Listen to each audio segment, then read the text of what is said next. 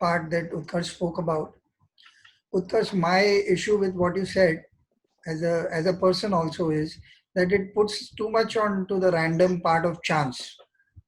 Effectively, but with my limited wisdom of how I view life, I find every individual life um, has the uniqueness to chart its own journey reasonably well.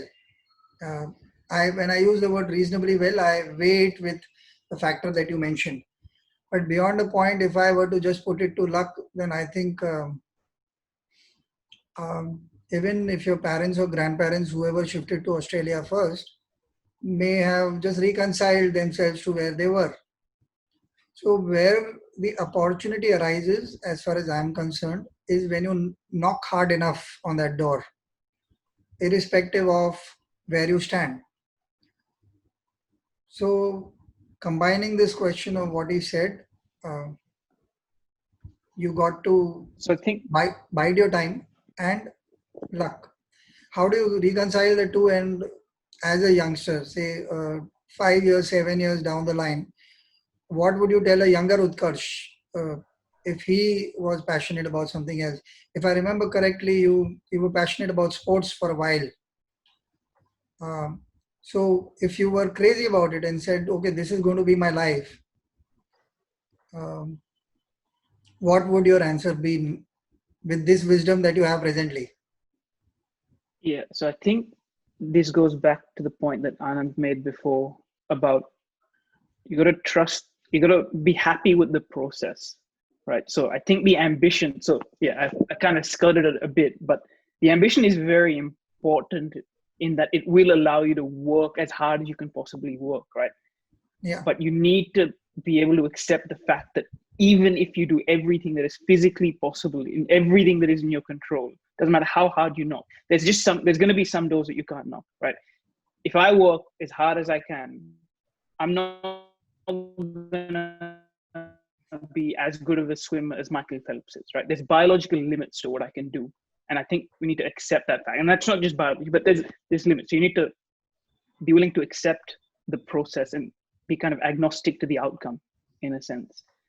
But that being said, I think people have the capacity to work a lot harder and achieve a lot more than they actually think that they do, right? So just because, so people get so caught up in the fact that we have limits that they don't bother to push those limits.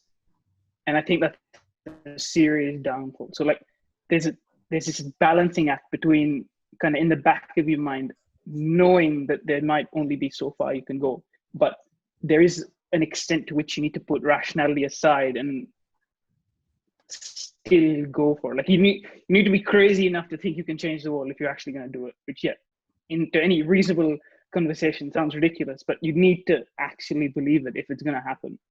So there's absolutely the role for ambition and passion there.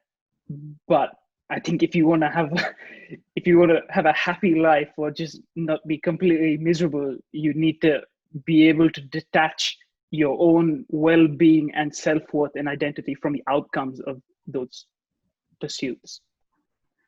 okay, that is very interesting. I am feeling a little more youthful than both you guys because you're actually putting forward a lot of wise views here. Um, I have a question that I would want to connect it to with my own mindset. Even today, with all the quote unquote whatever success, limited success I have had, uh, just a very quick this. I have an engineering background, and I became a copywriter, and I became a writer when nobody in my immediate circle knew anything about advertising.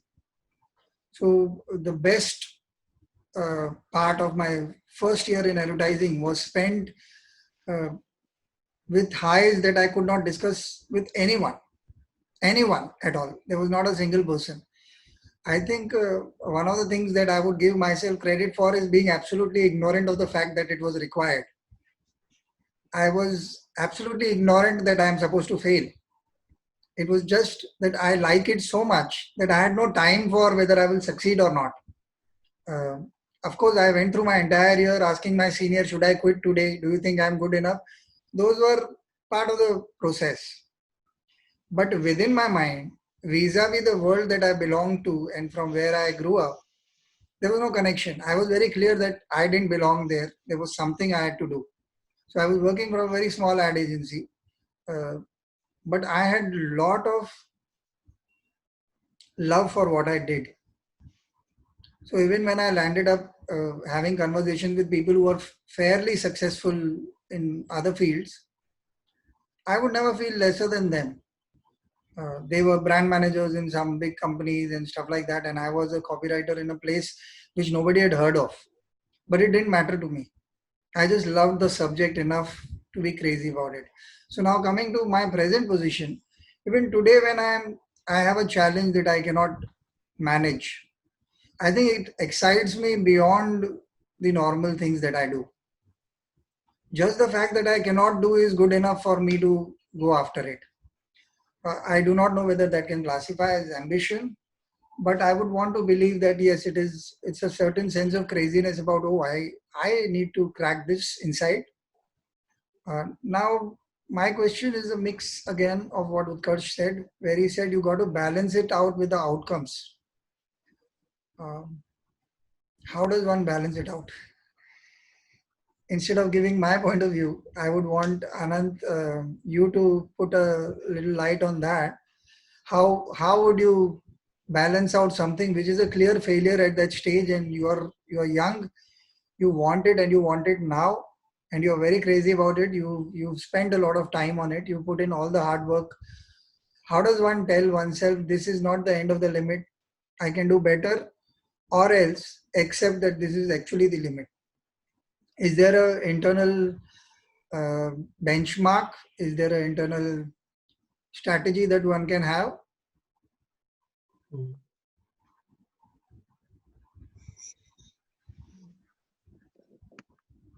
Yeah, I'm trying to think of scenarios, but I don't think there should be a scenario where you should accept a limit, uh, unless it is unless the failure is mainly attributable to some variable that's outside your personal control. But if it's something within you that you can drive yourself towards with your motivation, probably the only way to reconcile the two and to balance it, as you said, is to accept a delayed but a more ultimately satisfying outcome instead of being constantly disappointed with your inability to quickly or immediately achieve something.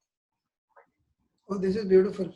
So, Utkarsh, does the mindset which accept that presently I may have failed and it does not matter to me in the long run, I will keep pursuing my this. Maybe it requires a course correction of sorts. Maybe it requires a mindset that is more open to a different way to reach the same or a similar goal or a new way to look at it.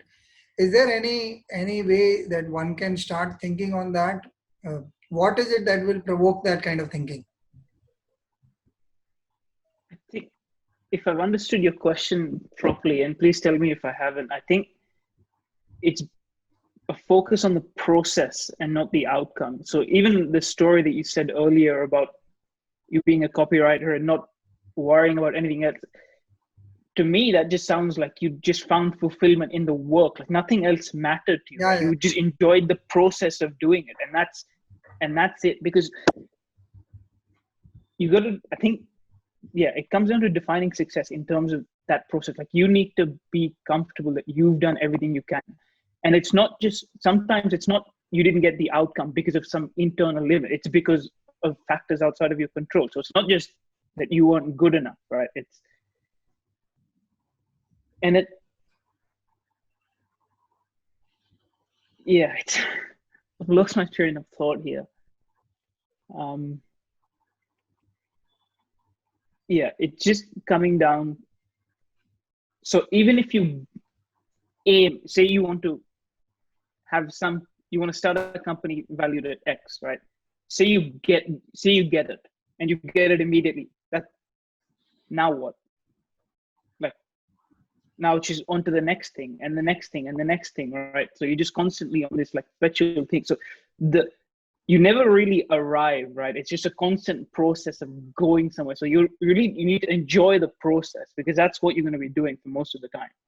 And whether you arrive at whatever outcome you have in your mind is going to be outside of your control. I still think that luck there plays a big part, because again,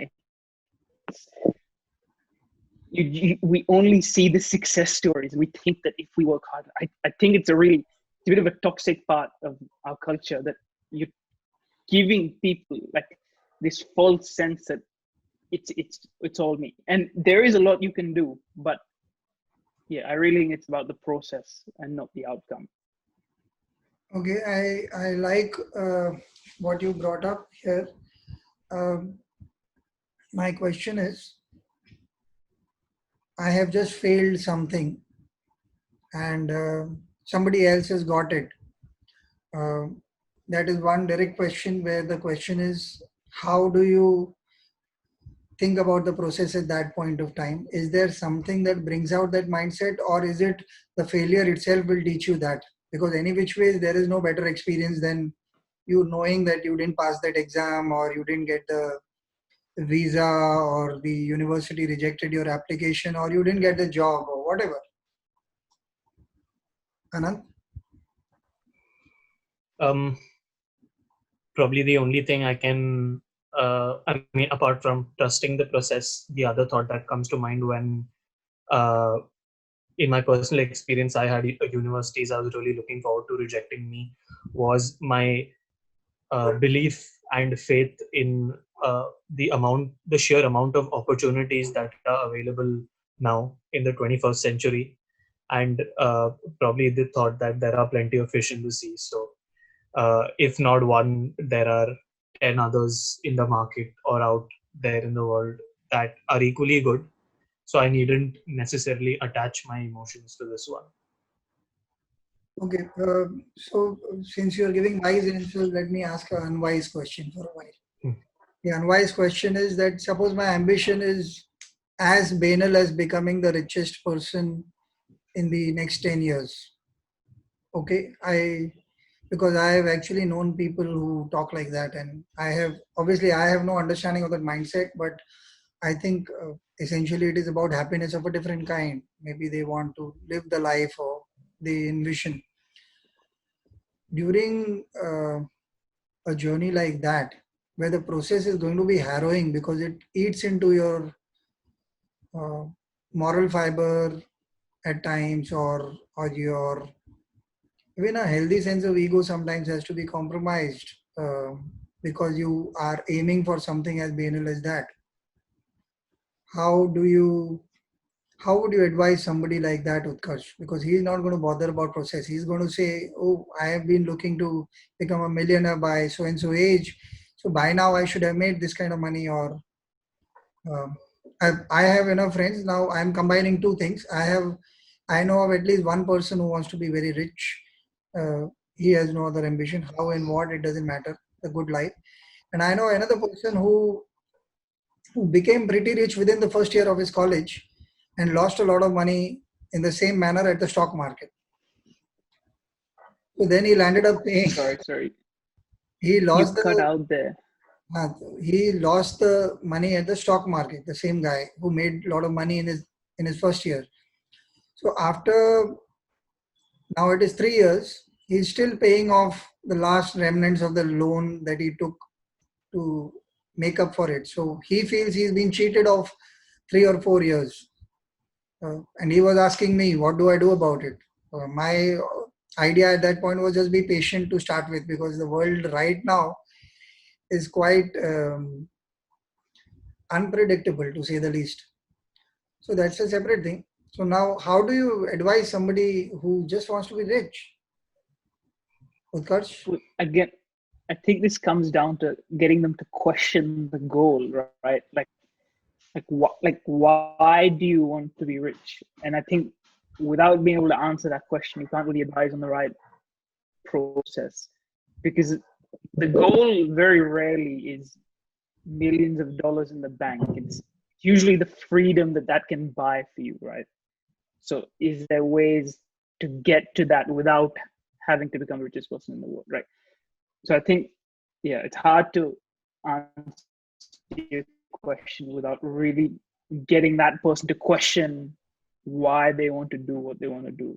And a lot of times people will chase money as just a metric of success, right? Because they just see that number going up, and then their self-worth or the way they see themselves in their eyes will also go up, right? So maybe shifting the way that they see themselves and derive meaning. I don't know. So it really depends on why.